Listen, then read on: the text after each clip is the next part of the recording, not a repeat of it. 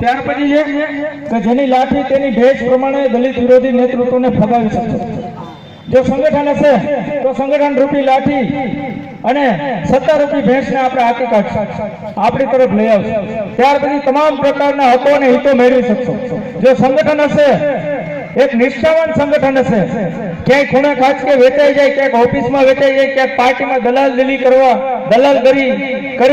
દલાલી કરીને વેચી નાખે એવા જો લીડરો હશે તો હક અને હિતો નહીં મેળવી શકે.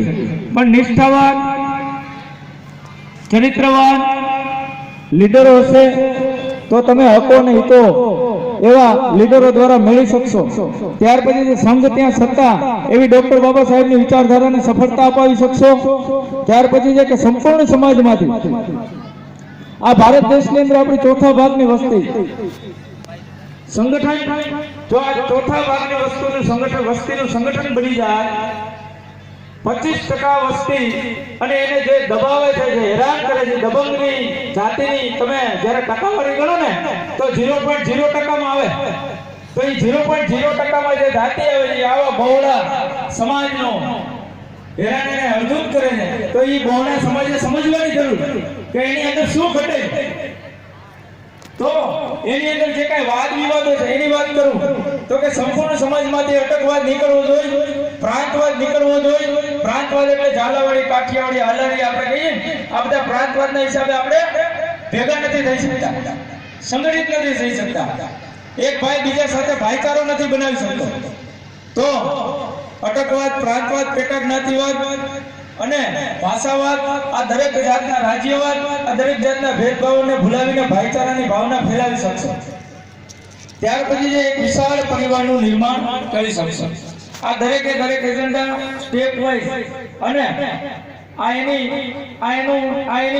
એનું ચિત્ર કે આ શક્ય. ત્યાર પછી સત્ય અને માનવતાના સંચાર દ્વારા દલિતોમાંથી દંતકથાઓ આધારિત મનુસ્મૃતિ, હિન્દુત્વ અને શુદ્રત્વનું લેબલ દૂર કરી શકશો.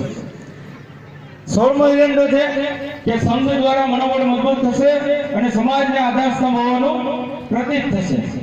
ત્યાર પછી છે કે ખરા અર્થમાં લોકશાહી મેળવી શકશો અને માણી શકશો.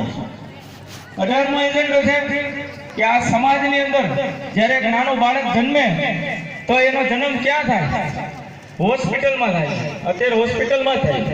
એ બાળક જ્યારે થોડુંક મોટું થાય ત્યારે એને શેની જરૂર પડે? તો કે સ્કૂલની જરૂર પડે, બાલ મંદિરની જરૂર પડે. ત્યાર પછી એ ભણી ગણીને થોડોક ડિગ્રી કરવા જાય તો કોલેજની જરૂર પડે, હોસ્ટેલની જરૂર પડે. અને એ બધી ડિગ્રી મેળવી લે ને ત્યાર પછી ઔદ્યોગિક એકમોની જરૂર પડે. જો આ પાયાની જરૂરિયાતો નહીં હોય તો આ સમાજનો યુવાન જે રહ્યો એ ડોક્ટર, એન્જિનિયર કે ગમે એ ડિગ્રી હશે તો એ બીજાની પેઢીમાં જ નોકરી કરતો રહે આખી જિંદગી. એ ડિગ્રીનું કોઈ એવું બધું પ્રભુત્વ નહીં. તો આપણો એક એજન્ડો છે કે સ્વ ખર્ચે શાળા, કોલેજો, હોસ્પિટલો, ભવનોનું નિર્માણ કરી શકશો અને જરૂરી સમાજ કાર્યો કરી શકશો. ત્યાર પછી છે કે જો આ દરેક વસ્તુ શક્ય બની ગઈ, આ સમાજની પોતાની પ્રાઇવેટ હોસ્ટેલો, ભવનો, સ્કૂલો, ઔદ્યોગિક એકમો હશે